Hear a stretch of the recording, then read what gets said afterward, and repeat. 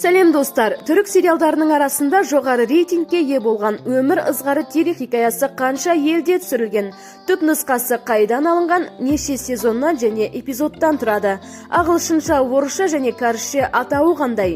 Егер сіздерді осындай сұрақтар қызықтыратын болса, онда бүгінгі видеодан толықтай жауап табатын боласыз. Айтпақшы, видеоның соңында сериалдың қалай аяқталатынын да баяндайтын боламын.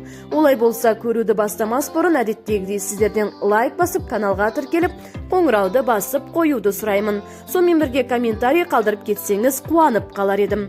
Ал кеттік ендеше.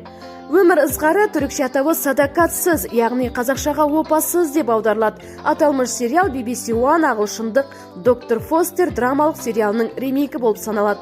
Дәл осы сценарий бойынша сериалды алғаш рет түсірген британдықтар болды.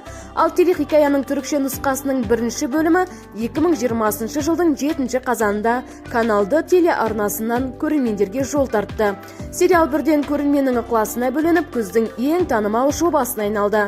Осы сценарий бойынша екінші серияны ресейліктер шығарды. Жоба «Скажи правду» деп аталды. Басты кейіпкердің рөлін Виктория Исакова тамаша орындады. «Скажи правду» телехикаясы Ресейде үлкен жетістікке жетті. Өйткені сюжеттің қарапайымдылығына қарамастан, сатқындық тақырыбы режиссерлер үшін ең жемісті саналады.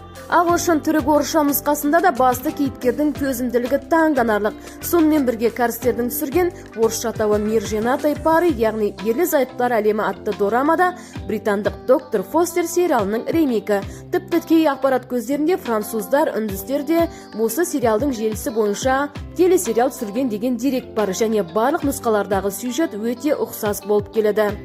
Садақатсыз, яғни өмір ызғары сериалының режиссері Неслихан Эшелюрт. Сюжетте беделді клиникада жұмыс істейтін және бір мезгілде күйеуі мен ұлымен сабырлы да салмақты өмір салтын ұстанатын табысты дәрігер Асияның қиын тағдыры туралы баяндалады. Измирде туып өскен Асия бала кезінде ата-анасынан күдік тудыратын жол апаты салдарынан айырылады. Ол Волканға дәрігерлік мансабын енді ғана бастаған кезінде ғашық болады. Асия мансабын шетелде құруға болатын мүмкіндігі бар болатын. Алайда ол Волканның туған қаласы Текирдаққа орналасып, бақытты отбасын құрады. Тіпті достары да Волканның айналасындағылар. Өміріндегі жалғыздықтың кесірінен ол Волканға тиесілінің бәрін өздігіндей қабылдайды. Асия сырттай салқын, тәкаппар көрінгенмен іште мейірбан, сыпайы, асқан ұқыпты. Ұлы мен жарына адал, отбасына адал жан. Мұның өз ұстанымдары бар, ұсақ түйекке аса қатты мән береді және ешқандай жағдайда өтірікке төзбейді. Волкан болса тамаша күйеу және әке. Алайда Асия күйеуінің шарфынан ұзын сары шашты тапқан күні алғаш рет көңілінде күдік ұялай бастайды. Өз бетінше детектив рөліне еніп, идеалды деп санаған күйеуі оның көзіне шөп салып жүргенін біледі. Бұдан да сорақысы, достары барлығынан хабардар. Тек жалғыз Асия ғана бұл сатқындықтан бейхабар. Осыдан кейін Асияның бүкіл әлемі күрейді. Бақытты отбасылық ғұмыры жай ғана елес болып шығады. Енді ол одан кек алғысы келеді. Асияның рөлін актриса Джансу Дере сомдайды. Ол бұған дейін Сыйла, Үйге оралу, Ғаламат дәуір сериалдарына түскен. Волканның рөлін актер Джанер Джиндорук сомдаған. Бар шындықты білгеннен кейін басты кейіпкердің өзін-өзі жою процесі басталады. Өйткені оны қиын таңдау күтіп тұрды. Күйеуіне мойындауды күте алмайтындықтан оны өзінен аластату немесе үндемеу. Ол екінші жолды таңдайды. Бәрін білсе де білмеген кейіп танытады.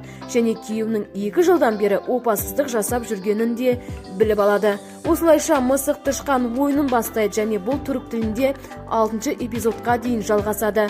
Дәл осы сериясында Асия Деренің ата-анасына Волканмен қарым-қатынасы туралы кешкі ас үстінде айтып береді. Енді барлық карталар ашық. Асия Волканға ажырасу туралы хабарлама жібереді. Бұдан кейін Али үшін күрес басталады. Али олардың ортақ ұлы. Осының барлығының астарында ата-ана баласының жан дүниесінде не болып жатқанына, оның не сезінгеніне мән бермейді. Бәрі оны өз жағына тартып алуға тырысады. Жалпы сериал 2 сезоннан тұрады. Түркияның каналды телеарнасында бұл сериалдың 2 сезоны көрсетіліп жатыр.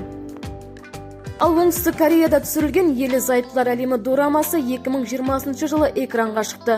Сериал 16 эпизодтан тұрады. Онда ерлі-зайыпты Джисон У мен Ли Тео туралы баяндалады. Ал сериалдың соңында дәрігер Джисону ұлы Джиюнмен қауышады. Өйткені ол ата-анасын кешіре алмай қашып кеткен болатын. Күйеуі Ли Тео қайтадан өз отбасына оралу әрекетінен түк нәтиже шықпайды және ол да жаңа өмір бастайды. Бір қызығы, сериалдан түйетін ой, Екі кеменің басын ұстаған суда қалады, немесе қолда барда алтынның қадірі жоқ, ат айналып қазығын табады деген қазақтың аталы сөзіне сияды екен. Әзірге түрікше нұсқасының қалай аяқталатыны белгісіз. Тек бірінші сезонның соңында Асия мен Дерин көлікпен құздан теңізге құлайды. Екеуі де аман қалады. Дерин біраз уақытқа мүгедек болып, қол арбаға таңылады. Ал Асияның өмірінде Арас есімді кейіпкер пайда болады. Екеуі тіпті үйленбекші болып шешім қабылдайды. Вулкан бірінші әйелін сүйетінін және мұны өте кеш сезінгеніне өкінеді.